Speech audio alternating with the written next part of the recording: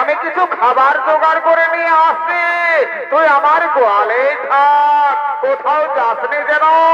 আমি এক্ষুনি আসবো, এক্ষুনি আসবো, এক্ষুনি আসবো।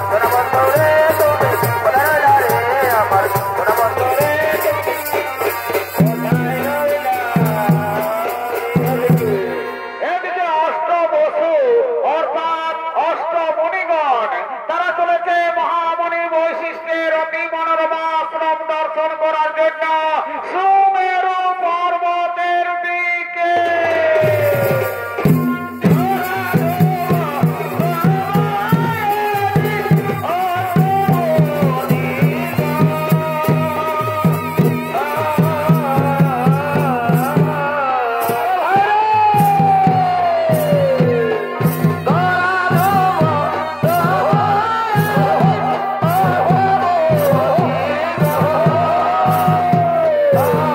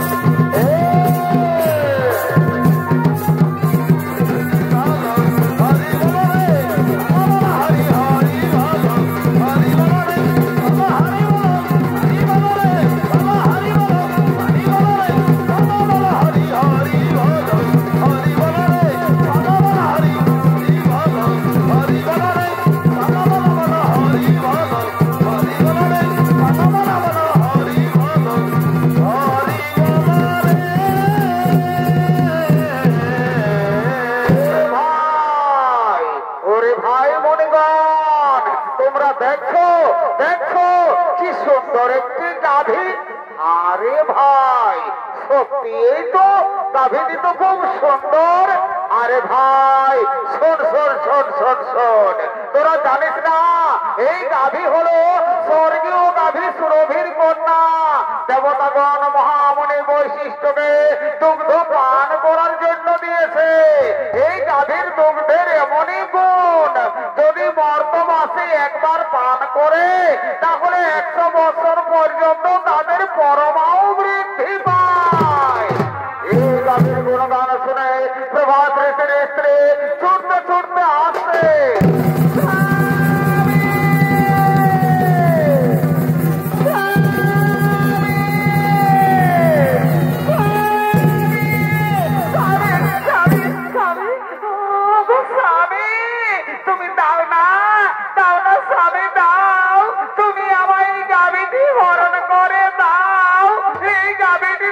ভীষণ প্রয়োজন, আমি আমার প্রিয় বান্ধবীকে এই গাভীটি উপহার দেব। দাও দাও স্বামী দাও, তুমি আমার এই গাভীটি হরণ করে দাও। না না প্রিয় না, এই গাভী আমি হরণ করতে পারবো না। তাছাড়া আমরা মনে ঋষিগণ এই গাভী হরণ করে আমরা কি করব?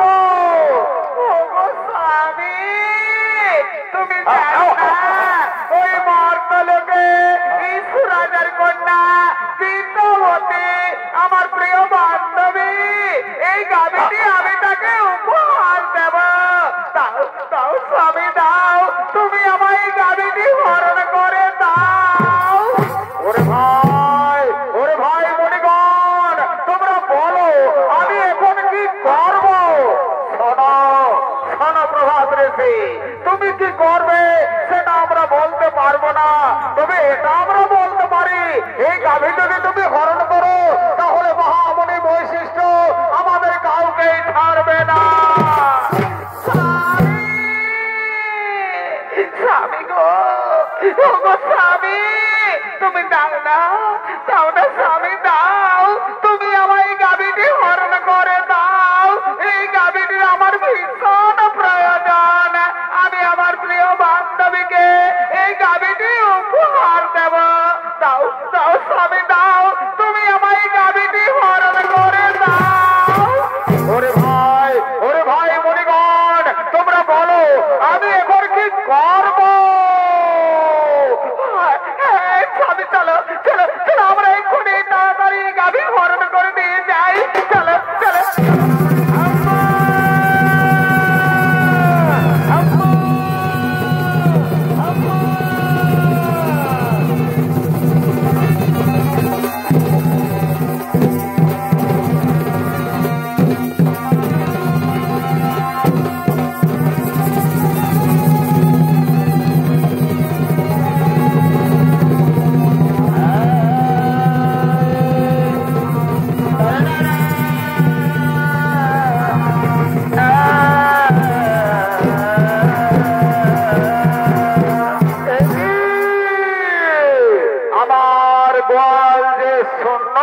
কোথায় গেল আমার দিব্য গাভী নন্দিনী? আমার গাভী নন্দিনীকে তো দেখা যাচ্ছে না। নন্দিনী নন্দিনী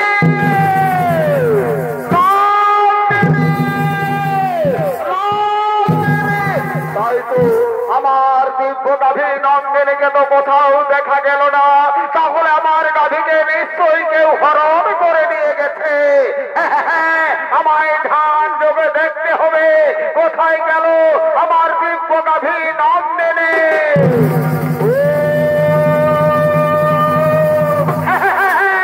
বুঝতে পেরেছি, অষ্টবসু তোমরা এসেছিলে আমার অতি মনোরমা আশ্রম দর্শন করার জন্য।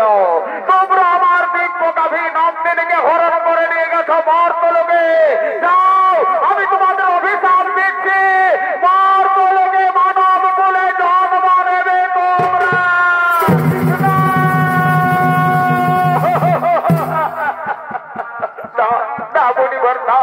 আপনি আমাদের এত বড় অভিশাপ দেবেন না, আপনি আপনার অভিশাপ ফিরিয়ে শোনো শোনো প্রভাত ঋষি, আমার মুখ থেকে যখন বাক্য বের করেছে তা কখনো লঙ্ঘন হবে না। মর্তলোকে মানব কুলে তোমাদের জন্ম নিতেই হবে।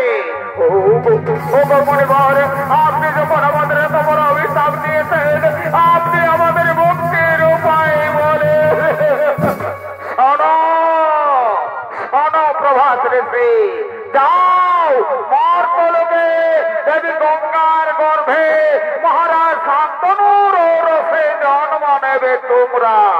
আর বাকি 7 জন ঋষি যারা তোমার সঙ্গে ছিল তাদের অপরাধ একটু কম, তাই তারা জন্মের পরেই মুক্তি লাভ করে ফিরে আসবে এই গোলকে। আর যেহেতু তুমি তোমার স্ত্রীর কোথায় আমার দিব্যকাবী নবদিনীকে হরণ করে নিয়ে গেছো মর্তলোকে, সে কারণে তোমাকে তারা জন্ম কাটাতে হবে মর্তলোকে। জন্মের সময় তোমার নাম হবে দেবব্রত, পরে তুমি ভীষণ প্রতিজ্ঞা করার ফলে তোমার নাম হবে ভীষ্ম। এ আমার আশীর্বাদ, আমার অভিশাপ।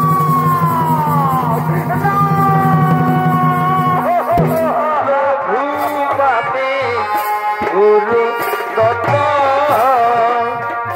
ঠাকুর যেন দিলে মরে গো, ঠাকুর যেন দিলে মরে গো।